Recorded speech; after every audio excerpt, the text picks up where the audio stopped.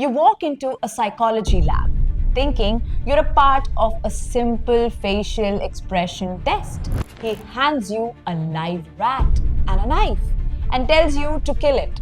He designed an experiment where he would draw black lines on people's faces. Subjects were forced to stick their hands in a bucket of slimy frogs.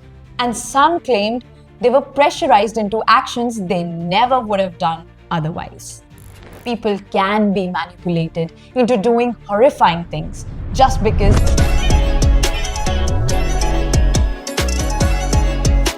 Welcome to Quick Projects, where we explore the weirdest, darkest, and the most shocking experiments in history. And trust me, today's story is not for the faint of the heart. Imagine this. You walk into a psychology lab thinking you're a part of a simple facial expression test. The researcher asks you to react to different stimuli, some weird, some gross, and some disturbing. But then he hands you a live rat and a knife and tells you to kill it. Welcome to the Carney Landis facial expression study.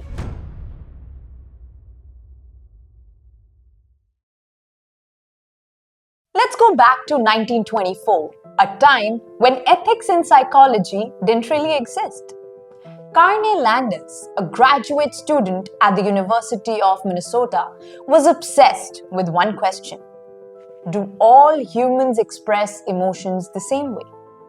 He believed that facial expressions were universal, meaning if two people felt disgust, their faces should look identical. To test this, he designed an experiment where he would draw black lines on people's faces to track their expressions, expose them to intense emotional triggers and take photographs, analyze if they all reacted the same way. Sounds harmless, right? Wrong. Landis gathered a group of his own classmates as test subjects. They had no idea what they were signing up for. One by one, each person sat in a chair where Landis put ink lines on their faces and started exposing them to a series of stimuli meant to provoke strong emotional reactions. Trigger warning, this is where things get weird. Mild reactions. To start with, Landis made his subjects smell ammonia, a sharp burning chemical, listen to loud, airy music, and look at disturbing photographs. Nothing too crazy. Yet. The second step, disgust reactions. Next, things get physical. Subjects were forced to stick their hands in a bucket of slimy frogs.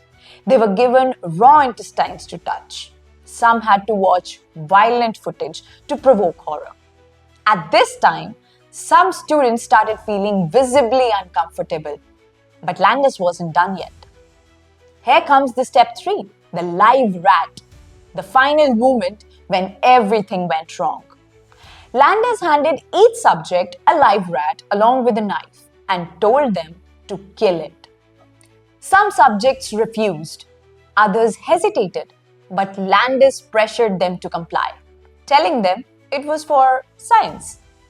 Those who went through it did so in the most horrifying, inhumane ways. Most had never killed anything before, so they botched the process, resulting in slow, painful deaths for the rats. Landis? He just watched and took photos. The aftermath. Were the results useful? So, after this horror, what did he discover? Absolutely nothing. The expressions weren't universal. Different people reacted in different ways. Some looked horrified, some looked blank, some even smiled in nervous shock. Landis' grand theory? Debunked. His experiments were scientifically pointless. But the psychological damage? Permanent. Many of his subjects later admitted to feeling traumatized, and some claimed they were pressurized into actions they never would have done otherwise. Today, this experiment would be completely illegal. Here's why. Subjects didn't know what they were signing up for, so there was no informed consent. Many were disturbed by what they had to do. there was a complete psychological harm. Killing rats for no scientific reason? Straight up unethical and animal cruelty.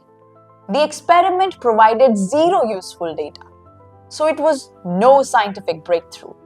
Landis wasn't just testing obedience, but his study showed how easy it is to push people beyond their moral limits.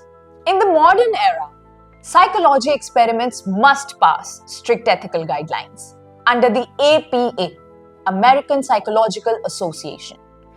Landis experiments would be shut down immediately. Even though Landis' study was a failure, it accidentally revealed something chilling. People can be manipulated into doing horrifying things just because an authority figure tells them to do so. Sounds familiar? It should. Stanley Milgram's 1960s experiment proved the same thing, this time with electric shocks. People obey orders even when it goes against their morals. Landis were testing obedience.